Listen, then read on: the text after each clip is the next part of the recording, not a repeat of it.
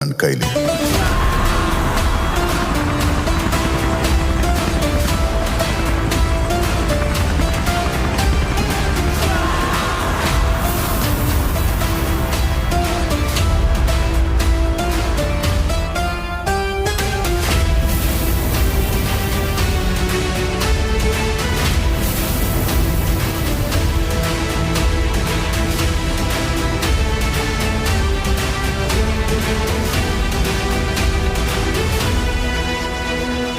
ಅವನನ್ನ KGF ಕಳಿಸಿದ್ದು ಗರುಡನ್ನು ಹೊಡೆಯೋದಕ್ಕೆ, ಆದ್ರೆ ಅವನು ಹೋಗಿದ್ದು KGF ನ ಆಳೋದಕ್ಕೆ.